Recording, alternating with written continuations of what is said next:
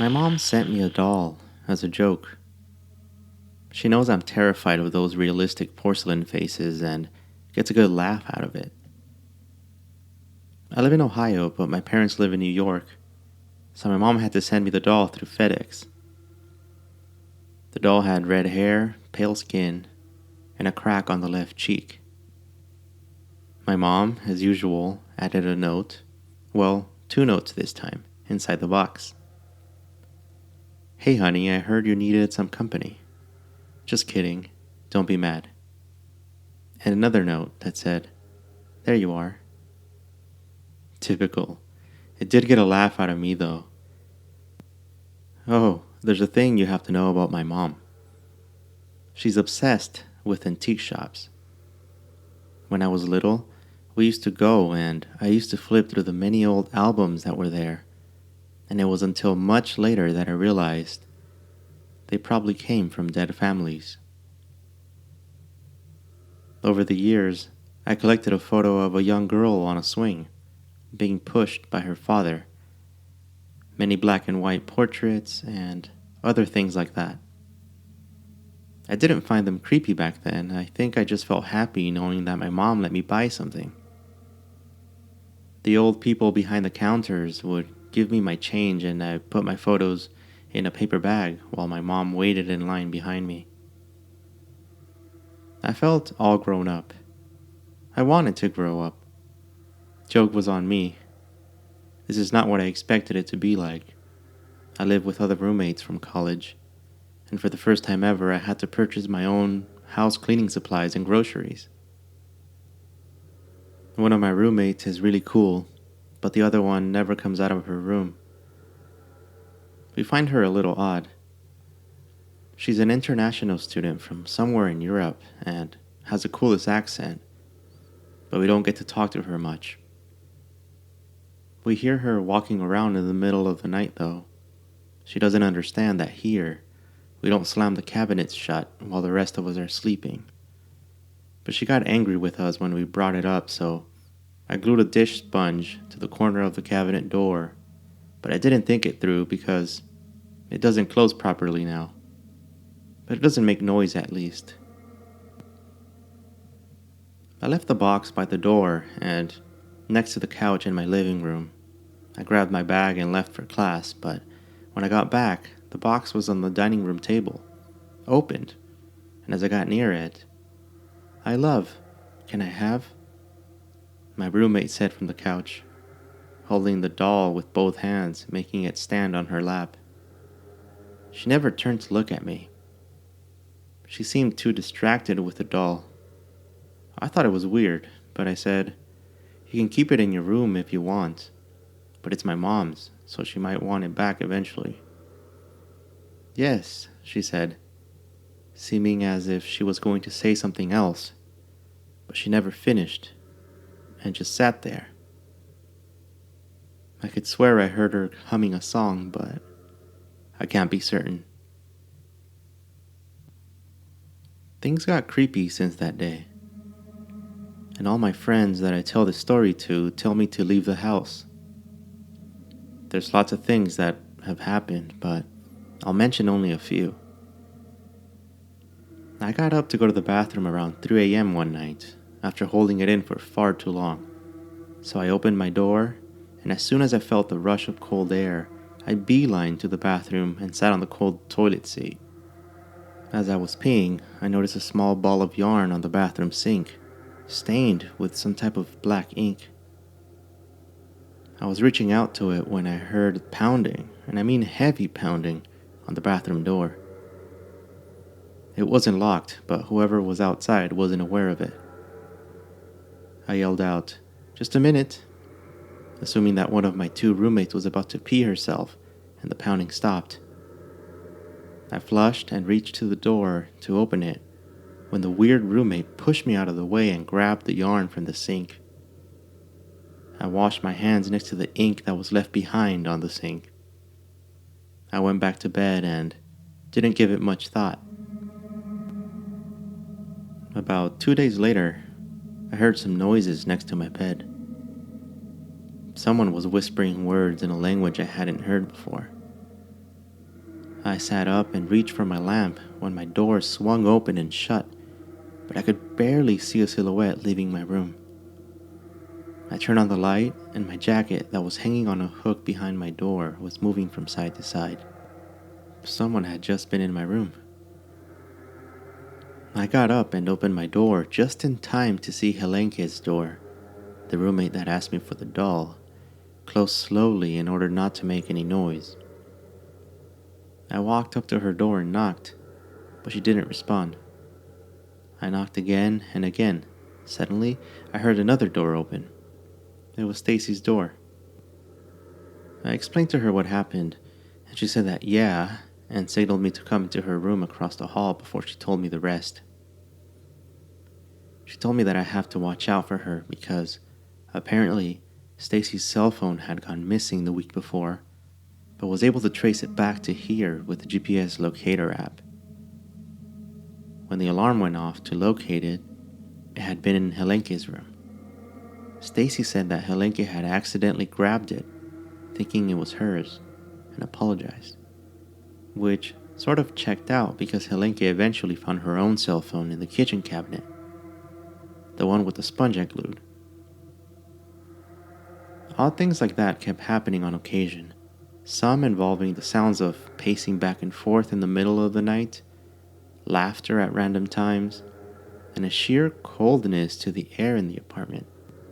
Sometimes I would catch Helenke sitting on the couch, smiling at the wall, very early in the morning, and I would have to keep throwing out stinky bananas and other stuff that belonged to her because she would let them spoil in the fridge. I knew Helenke's family probably had money because I knew that she didn't work, and supposedly did all of her classes online, so she hardly went anywhere. But now, I don't know what to think. About 2 months ago, I saw a tweet from Stacy on Twitter. It was a photo of a porcelain doll with dark hair, and I tweeted back, "Creepy," to which she replied, "I know, right?" And almost immediately she texted me with, "I found it on my phone. I have no idea where it came from."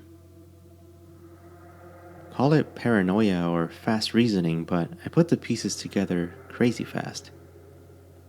I looked back at the photo and saw the crack on the doll's face. That was a doll that my mom had sent me, but with dyed hair. Helenke had probably used Stacy's phone to take the photo before Stacy found her phone again, and didn't find it until now. I confronted Helenke about it, and she got visibly upset at me.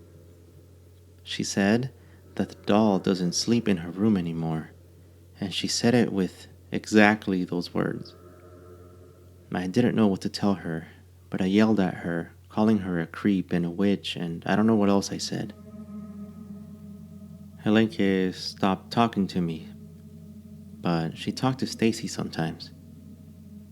Well, before Stacy left. Stacy moved in with her boyfriend and promised to help us find another roommate to split the bills with, but she never did. Also, she said she caught Helenke sitting on the floor of the living room smiling at the wall and got freaked out by the whole thing.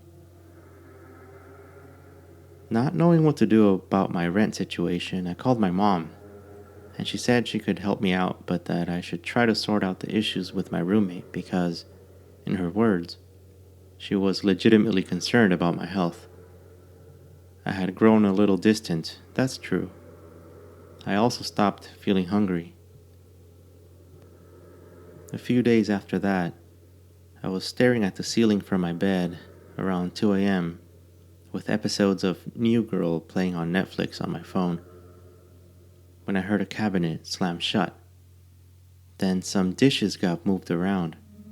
Then soft laughter followed by some humming and then more slamming of the cabinet doors.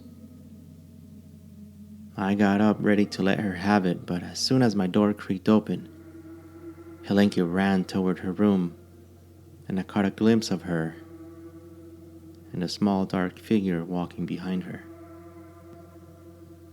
She closed her door. I went to the kitchen to turn off the lights when I noticed the sponge I glued to the cabinet door had fallen off, and it was on the side of the kitchen sink. But the cabinet door was left open. I walked up to it and found a doll-sized chair, a miniature lamp, and one of my mom's notes. On the shelf above, there was an old book, an album, and a stack of photos. I grabbed the album and flipped through it only to find my black and white photo of a young girl on a swing, being pushed by a man. Every page after that was empty. Helenke must have taken it from my room. The stack of photos were mine also. I ran to Helenke's room and twisted the doorknob, which was unlocked, and I flicked on her light switch, but the light didn't turn on. I didn't care. I went off on her. "You're crazy. Who are you? What makes you think this is okay?" I yelled at her while she tried to speak over me, but I wouldn't let her. I must have told her every single thought I've had about her ever since she moved in. She started crying and then pushed me out of the way and ran into my room and locked herself inside. I went after her and pounded on the door, but all I heard was her annoying voice yelling back in some other language.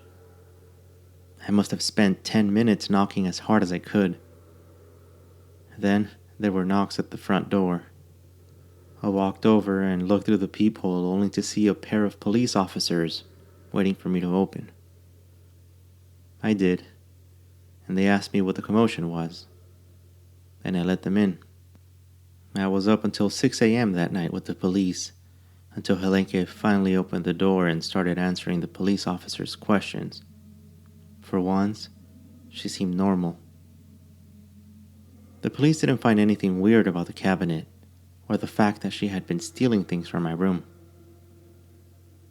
I woke up around 3 p.m. that afternoon to the sound of the front door slamming. I had been hearing sounds of things being moved around all morning, but I was just so tired that I would fall back asleep pretty fast. I walked over to the living room to see Helenke's door about halfway open.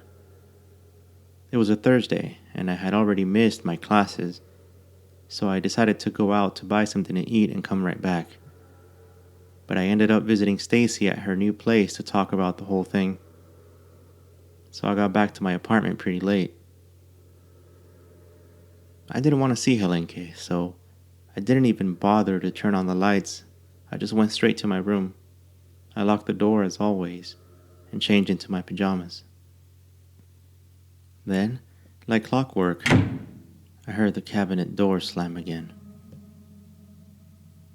I got up, opened my door, and went straight to the kitchen. But then I heard Helenke's door slam. She must have been doing this only to bother me. She didn't even cook or anything at night. She just wanted to make noise just to get on my nerves. I opened her door and flicked on the light switch. This time the ceiling light actually turned on. Helenke's room was empty.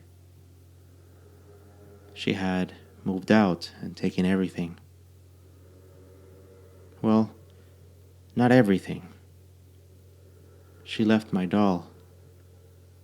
Her hair was dark now. It was sitting on the corner of the room, on top of a piece of paper. A note. I slowly walked over to it. It said, "There you are.